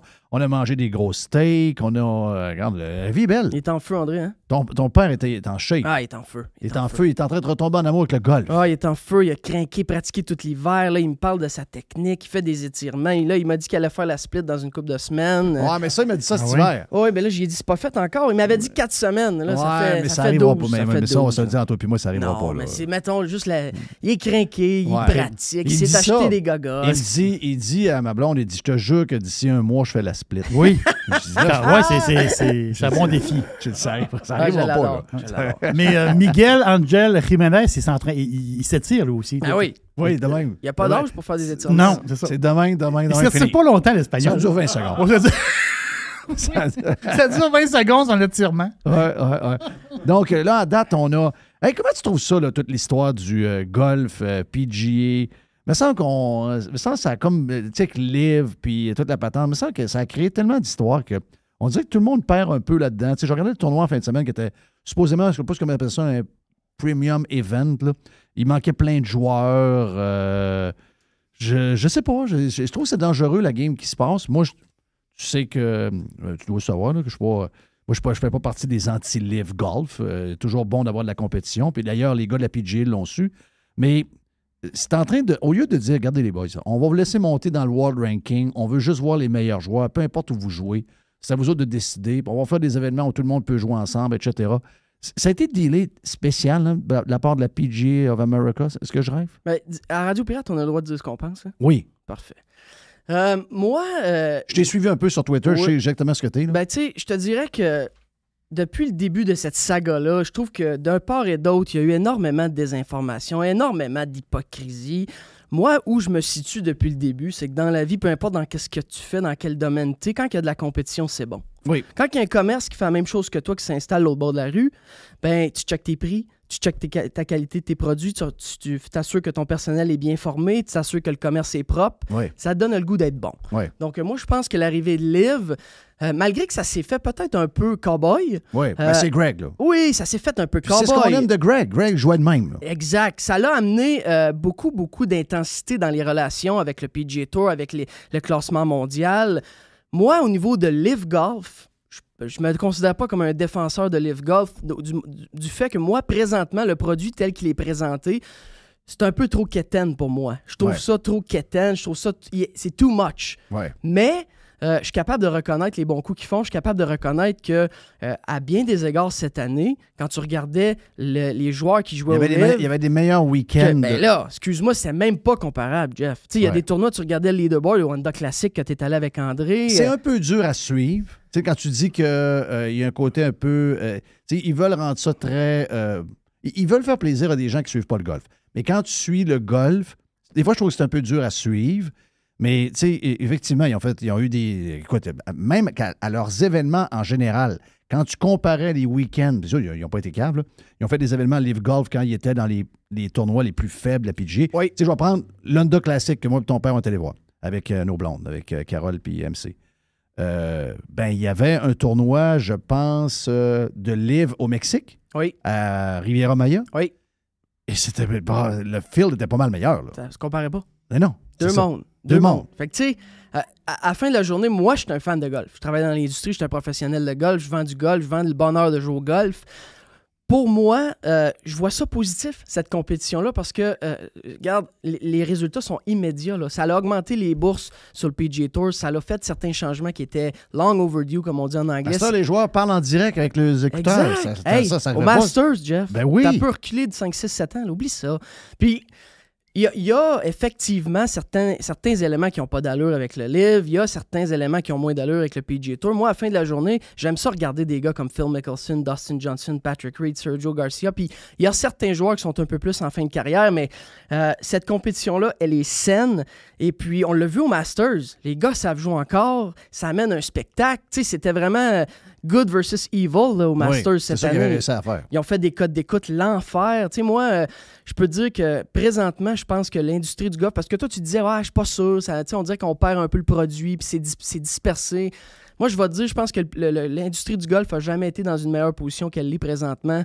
Il y a une immense génération de nouveaux golfeurs qui s'installent dans le game. Mon chum Ricky Fowler est de retour dans le top 50. Ricky Fowler joue bien. Si vous avez des enfants ou si vous-même suivez un petit peu YouTube, il y a une panoplie de YouTubers de golf qui sont rendus ultra populaires sur la plateforme. Ils attirent des jeunes, ils attirent des non-golfeurs, ils attirent des femmes. Moi, le Live Golf, je vois ça comme un compétiteur au PGA Tour qui est un monopole depuis longtemps, qui essaie de protéger son statut de monopole. Écoutez, moi, je suis un fan fini du PGA Tour. Okay? J'aime ce qu'ils font, j'aime ce qu'ils représentent, j'aime toute l'histoire. J'aime toute l'histoire derrière ça. J'aime les joueurs qui ont passé. Mais des fois, quand tu es un monopole et tu n'as pas de compétition, mais quelqu'un vient te checker le pommier, tu n'as pas le choix d'améliorer ton produit. C'est ce qui est en train d'arriver. Si Live Golf peut un peu améliorer le produit aussi de leur côté, essayer de pas trop être quétaine, je pense qu'ils ont une chance de faire quelque chose de bien. Le concept d'équipe, il y a bien des gens qui ne croient pas à ça. Moi, je ne suis pas dans cette équipe-là. Je pense que si sont capables d'améliorer la qualité des joueurs qui sont dans Live Golf, ça va être vraiment intéressant à suivre. Tu sais, là où ça me dérange, c'est l'hypocrisie. Tu sais, je ne suis pas un expert en relations internationales, là. Mais tu sais, moi, quand les gens ils me font des commentaires comme « Non, moi, Live Golf, je veux rien savoir de ça, j'ai 2 filles. » C'est à cause de l'Arabie Saoudite. Je comprends que l'Arabie Saoudite, c'est pas la plus belle place puis la meilleure place au monde. À bien des égards, je suis pas ici pour les défendre, pas du tout. Ils font des choses qui sont atroces. Mais tu sais, on importe une quantité incroyable de produits de l'Arabie Saoudite à tous les jours au Canada, que ce soit... Oui, puis ils achètent beaucoup ici. Puis Ils financent énormément de produits qu'on utilise. Parce que c'est où vous tracez la ligne. Tu sais, ceux-là qui empêchent là, les joueurs professionnels de golf de gagner leur vie puis de donner d'autres opportunités à d'autres gars de gagner leur vie là-dedans, parce qu'il ne faut pas se le cacher. Et le fait qu'eux autres, ils sont allés chercher 48 gars, mais ça a libéré 48 places. Oui. Ça a libéré 48 places sur le circuit d'en bas, puis ça a libéré 48 places sur l'autre circuit d'en bas. Fait que ça a fait en sorte qu'il y a certains gars qui ne jouaient pas sur le PGA Tour maintenant, qui font 200 000 par mois. Le gars qui a gagné les 2 tournois de LIV, là, qui ne sera pas US Open, ça ne peut pas marcher. Là. Ben, je pense que ça approche vers une fin. T'sais, on l'a vu au tournoi des maîtres cette année, la présence des gars du LIV Golf contre le PGA Tour, ça amène du spectacle. T'sais, moi, si je suis un tournoi majeur, tu veux ça. Je veux les meilleurs joueurs au monde, je veux que les amateurs écoutent la TV, je veux qu'il y ait une histoire. Écoute, j'écoutais Golf Channel la semaine du Masters là, avec Brandel Chambly, qui est complètement des fois en dehors de ses... J'adore Brandel, mais sur toute l'histoire de LIV, c'est too much des fois. Donne des leçons. Mais sauf que ils en ont tellement parlé que c'est ça qui est arrivé. Ça a fait le bon contre le méchant. Puis ça a fait que les codes d'écoute étaient complètement malades. Koepka qui est là, Reed qui est là. Il y a sur 5 joueurs. Quoi. Je pense qu'il y avait 3 gars de LIV ou 2. Donc, c'était magique. Est-ce que tu penses que dans toute cette histoire-là, Rory McIlroy a fucké sa game? Oui. Devenir un genre d'ambassadeur, devenir le genre de porte-parole, beaucoup de politique, complètement perdu. Une bonne saison l'année passée, mais là, est en train de se perdre. N'avait pas réussi à faire la cote, je pense, en fin de semaine. Pas été très, très bon au Masters. Est-ce qu'il est en train de l'échapper, de trop s'impliquer dans ces affaires-là alors que c'est un joueur de golf? Ben écoute, moi, je suis très loin de Rory McIlroy, je peux pas être dans ses souliers, mais moi, de l'externe, puis si vous avez écouté la série Full Swing, vous avez vu un extrait dans l'épisode sur Rory McIlroy qui, justement, parlait qu'il trouvait qu'il s'était trop impliqué dans ce dossier-là. Tu sais, Rory McIlroy, c'est un joueur de golf, c'est un des plus beaux talents qu'on a jamais eu dans l'histoire de l'industrie. C'est un des gars les plus intelligents du tour. Moi, c'est un joueur, puis c'est un homme que j'adore, je trouve qu'il est super posé, il a une belle opinion sur bien des sujets. Pas tout le temps d'accord avec lui, mais je trouve qu'il est vraiment intelligent. Mais il s'est vraiment imposé comme si tu veux, le porte-parole puis le symbole de son organisation. D'une part, c'est correct, mais je pense que ça a fait qu'il a brûlé du jus là-dedans. Hey, c'est brûlant de défendre tout le monde quand c'est même pas toi qui prends une décision. Quand c'est pas... Donc, je pense qu'effectivement, ça l'a défocusé un peu, mais pas inquiet pour Rory McIlroy. D'après moi, il est toujours à 3-4 swings de gagner un tournoi. Oui. Saison de golf, parce qu'il faut raconter aux gens que, puis je pense que les gens l'ont vu, là. Moi, j'ai passé l'hiver en Floride. La COVID a complètement changé le golf en Floride. Peut-être, tu sais, moi, il y a des terrains en construction dans mon coin, ce que je ne pensais pas qu'elle allait revenir parce que là, il y a un problème d'accessibilité. Yves Racine, que tu connais bien, qui est membre à la Tempête, qui s'en vient dans mon coin, il dit « Hey, je veux rentrer membre à PGA ». Il me dit « Ça coûte tel montant d'argent, mais je suis une liste avant de rentrer membre de 18 mois. » Donc, c'est un bon montant pour rentrer. Je pense que c'est 45 000 juste comme droit d'entrée.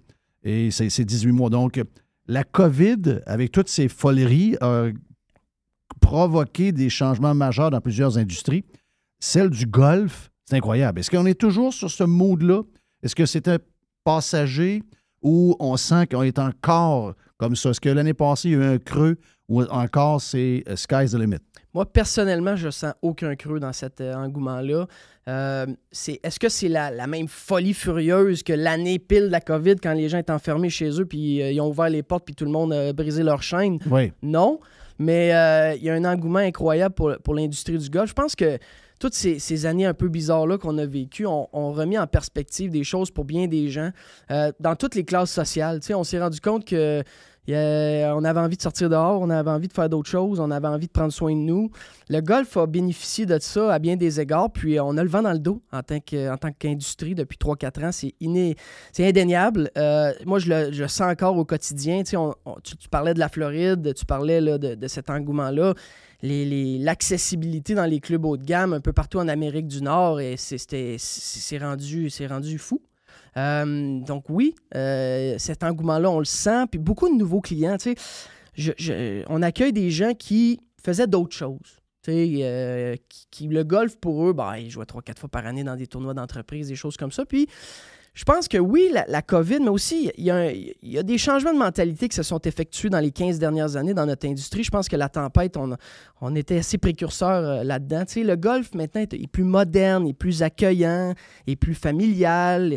c'est une industrie qui n'a pas eu le choix de s'adapter à la nouvelle clientèle. Tu sais, moi, mon client de 42 ans, il veut rien savoir des règles strictes, puis Oui, il y a une étiquette, oui, il y a des choses qu'on veut respecter, oui, on veut jusqu'à un certain point avoir des traditions puis faire hommage à notre beau sport, mais je pense que toute cette modernisation-là de l'industrie du golf, ben, c'était un passage obligé. Il y en a qui ont été un peu plus lents que les autres, il y en a qui sont encore un peu en retard là-dessus, mais généralement, je pense que ça, en plus du vent dans le dos qu'on a eu avec la COVID, bien, ça a fait en sorte que ça a fait agrandir notre bassin de clients. Parce que là, il y a des gens qui se sont dit, crime, le golf, c'est peut-être pas moi, dans le fond. Alors qu'avant, il n'y avait pas cette impression-là. Ils pensaient que c'était réservé à l'élite, que c'était réservé à des gens qui se prenaient pour d'autres, alors que c'est tout à fait le contraire.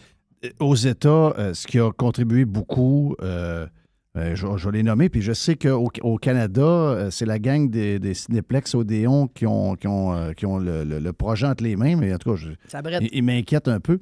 Mais Top Golf, Drive Shack, je pense, c'est ça, c'est la gang de TaylorMade. Ensuite, Pop Stroke avec Tiger Woods. Le premier était ouvert au coin de la rue chez nous il y a quelques années. Parce que Top Golf ne sont pas associés avec Callaway. Oui, c'est Callaway. C'est à Callaway. C'est ça. Ils ont acheté la compagnie, c'est Callaway Top Golf. Exactement. C'est ça. Exact. J'ai aussi, moi, dans mon coin, j'ai Big Shot, qui est un compétiteur extraordinaire, sérieux. Donc, toutes ces affaires-là amènent beaucoup de monde. Tu sais, on voit les vidéos, tu sais, quand je te disais tantôt, les filles ont les plus beaux swings de golf au monde en passant. Oui. Puis les filles, les belles filles, s'en vont dans ces affaires-là. Ils développent des swings extraordinaires. Ma fille frappe des balles de golf à toi. Tu sais, ma fille me dit, hey, en fin de semaine, on peut-tu aller? On va parler hier. Elle dit, on peut-tu aller à la tempête frapper des balles parce qu'ils sont allés à l'étrie hier. Il y a, avec toutes ces affaires-là, il y a en plus, tu sais, il y a une accessibilité, comme tu dis, il y a un noyau de joueurs qui sont en train de découvrir, d'avoir un bâton puis d'un feeling de frapper une balle. C'est extraordinaire. C'est incroyable. Après ça, il faut fournir des terrains pour cette première catégorie de joueurs-là qui vont switcher de un à l'autre avant d'arriver à la tempête. Là. Ben oui, certainement. Mais on en a de ça. On en a de ça? Tu sais, dans la région de Québec... C'est parce que j'ai trouvé ça plate que le terrain de Beauport, qui est un terrain grand public... Moi, je reste à côté, Jeff. C'est mauvaise nouvelle. C'est très mauvaise nouvelle. Moi, je reste à côté, puis moi, je voyais les flots arriver, qui arrivent à pied, avec leurs sacs puis leurs poussettes de golf. Des jeunes là, qui ont 12, 13, 14 ans. Ce qui nous manque pas, ça arrive sud et ça arrive nord. Des terrains publics opérés par un ou deux, opérés par les villes pour justement rendre accessible pour les jeunes de même. Là. Ces jeunes-là, pas obligé d'être un terrain qui a coûté 22 millions à bâtir, mais quelque chose qui leur permet de jouer à un prix pas pire. Ça va arriver, Jeff. Ça va arriver? Oh, oui, ça va arriver. Écoute, c'est un modèle municipal qui existe partout aux États-Unis. Il y a beaucoup d'histoires à succès. Il y a certaines histoires qui ont été plus difficiles, mais en général, un parcours de golf, ça peut être un 9 trous, ça peut être un 18 trous, opéré par une municipalité ou par des instances gouvernementales. Il faut juste que... les gens riches aussi, tu vois. Oui. Les gens riches redonnent à la communauté. Il faut qu'il y ait des gens de golf impliqués là-dedans. As-tu vu le projet à Palm Beach? Oui, c'était incroyable. Les gars... Non, oui, pour répondre à ta question, oui. Puis pour nous qui travaillons dans l'industrie du golf, tous ces terrains-là qui sont vraiment accessibles aux gens qui débutent, à la plus jeune clientèle, c'est tellement important parce que c'est une pépinière de golfeurs, tu sais. Oui. Et puis, mais il y a des belles places dans la région de Québec, tu sais, pour les gens qui ont envie de débuter, qui ont envie d'y aller dans des environnements plus relax, tu sais. Moi, j'ai grandi au club de golf de Lévis, à l'Aube-Rivière. Tu sais, j'ai fait, il y a toutes sortes d'endroits, le golfe de Sainte-Marie, à Bellechasse, à Saint-Damien. Tu sais, il y a bien des belles places, honnêtement, dans la région de Québec, que vous pouvez commencer au golf pour pas trop cher, dans un environnement qui est accueillant, avec des bons professionnels, des bonnes personnes en place. Franchement, on en prendrait toujours plus, mais on a quand même une belle structure en ce moment qui est en place. La tempête. On va voir un peu de la tempête avec... Quand est-ce qu'on va jouer le nouveau? Parce que là, on a joué 9 trous, mais là, il en reste 9, là. Oui, bien mon patron aime souvent dire là, ces temps-ci qu'on ne peut pas être plus vite que notre dernier semé. Oui. Donc, ça, c'est des phrases à André. Oui. Donc là, c'est quand qu'on va... C'est de la poésie, j'aime ça. C'est quand qu'on va semer notre dernier green, notre dernier trou. Nous, on a, depuis le début, quand on a lancé notre projet en 2018... Je pense qu'il restait 4 trous à faire. Oui, 4-5 trous. Ils sont faits en rough, là. Exact. Là, on est sorti vraiment des travaux imprévisibles. OK? Fait que justement, on parlait de ça hier. Là, on est sorti de l'imprévisible. Donc, on est sorti du déboisement, les gros mouvements de terre, creuser des lacs. Tu sais, quand tu creuses un lac de plusieurs milliers de pieds carrés sur de 5-10 pieds de profond, puis que tu tombes dans de la roche, bien ça, c'est un imprévu. Oui. Là, on est sorti de là. Là, il nous reste tout ce qui est plutôt manicure, le drainage, l'irrigation, le semer, tourber. Donc, les travaux qui sont un petit peu moins imprévisibles. Oui, c'est plus de finition. Exactement. Donc, on prévoit toujours ouvrir dans la saison 2024, donc pas cette année, l'année prochaine. L'échéancier va bien. On est confiant. Tout est là. Si la météo peut collaborer cette saison, je te dirais qu'au mois de juillet, août, cette année, il va y avoir 3-4 trous que les gens vont dire crème, c'est jouable, Fred. Effectivement, mais l'ensemble de l'œuvre, 2024. OK. Wow. Fait que c'est un bon vendeur. Hein? C'est un projet. Il y a comme un monde qui travaille pour le surintendant. Le surintendant, c'est comme le chef, ça, en vrai. T'as bien compris. C'est lui qui c'est le boss. Il y a quand même de monde qui travaille avec lui. Là. Je parle pour, Regarde, dans un club pour que de le golf, terrain, pour que le terrain soit beau, manicuré, ça soit cute. Là. Écoute, on a. La tempête, là, ça a beaucoup grossi depuis 5, 6, 7 ans. On est quasiment rendu à 100 employés au niveau, pas juste sur le terrain, là, mais tu sais, le terrain, l'académie, la boutique, le restaurant, nos professionnels, notre accueil, nos marshals. Pas tout à fait de 100, mais on a vraiment rendu avec un gros bassin d'employés. On est bien fiers de notre équipe. Au niveau du parcours, ben, c'est sûr que depuis quelques années, on opère avec 2 équipes. On a notre équipe de construction. Puis on a notre équipe d'opération d'entretien. Oui, c'est ça. Tu sais, en tout et partout, on parle entre 20 et 40 employés là, qui s'affairent sur notre parcours. Puis là, cette année, on a 11 travailleurs étrangers de plus qui s'en viennent. On est bien excités de les accueillir comme il faut. C'est sûr que c'est un projet qu'on n'aurait pas pu réaliser sans notre surintendant Yannick Lévesque. Il est là depuis le début. Oui, André en parle souvent. Yannick, il est là depuis le début. Avant, au début, c'était Trevor Chiasson qui était là. Exact. Okay. Trevor était avec nous autres pendant plusieurs années. Il est encore dans l'industrie du golf ailleurs en Estrie. Oui. Trevor a amené Yannick avec lui à partir du manoir Richelieu. Oui. Et Yannick était mécanicien. OK. Et il a appris de tout. Il a appris Mais c'est parce que Yannick fait tout. Tu comprends-tu? C'est une machine. Ah non, c'est une machine. C'est une machine. Et là, on l'a aidé avec une couple d'assistants, Fred. Exact. On a vraiment, là, on est fiers de la profondeur de notre équipe. J'en parlais avec André, j'en parlais avec Yannick, justement, cette semaine. Ça fait longtemps qu'on n'a pas senti qu'on a une grosse équipe comme ça. Tu sais, les années de COVID, ça a été plus dur au niveau des emplois étudiants, ces affaires-là. Il y avait la PCU, il y avait toutes ces affaires-là. Là, j'ai eu beaucoup de beaux CV cette année. On a eu beaucoup de beaux CV sur le terrain. Je sens qu'on a un regain là, en termes d'intérêt à travailler de la part de la communauté. Puis ça, ben, pour nous, ça se reflète en vraiment une grosse équipe en 2023. En plus, le terrain il est bien sorti de l'hiver. On a eu un hiver qui est assez doux. Malgré que la neige est arrivée tard, on se posait des questions par rapport à si ça avait fait des dommages un peu. Finalement, écoute, la majorité des clubs de golf de la région là, ont poussé des soupirs de soulagement. Les terrains sont bien sortis. Wow. Donc, un peu de chaleur, on va avoir une méchante saison de golf. Excellent. Regarde. Fun à entendre. Ça donne le goût d'aller frapper des balles, Jerry. Arrête. Hein? Je pense juste à ça. Moi, il y a tellement des pirates qui me parlent de Jerry, là. Jerry C. Les gens capotent sur Jerry. Je sais, je suis bon d'arrêter. Je laisse à Jerry. Radio Pirate va donner à Jerry. Il exagère. Ouais. Et les gens, Jerry. Oui, puis ils veulent que tu joues au golf plus souvent. Oui, je veux jouer au golf plus souvent, mais ça donne pas tout le temps. Il y en a un qui m'écrit souvent qui me dit j'espère que tu vas amener Jerry jouer régulièrement. C'est le plongeur qui ramasse les balles. C'est le plongeur, ben oui, c'est sûr. C'est sûr. Quelle sorte de balle qu'il veut avoir? T'es Wilson, il les a aimés. Il aimait ça. Hey, thank you, Fred. Ça fait plaisir, les gars. Fred de Raymond de la Tempête, golflatempête.com. Si vous voulez devenir membre, Fred, c'est lui qui va vous accueillir, va vous faire visiter à Patente. Vous allez, regarde. Fred vous rencontre, vous êtes fait, là. Je vous le dis tout de suite. Si vous êtes. Je vais aller checker. T'es fait. Si vous arrivez avec Fred, c'est réglé, là. C'est fait. Vous êtes membre. Il vous organise quelque chose de pas si mal. Hey, merci, Mr. Wine, pour tout le reste. Merci à Régent Tremblay également. Jerry, thank you, man. Yes. On se reparle demain sur Radio Pirate Prime et sur le live aussi demain. Hey, demain, c'est une semaine de 3 jours. Là. Une semaine de 3 jours. Ben oui.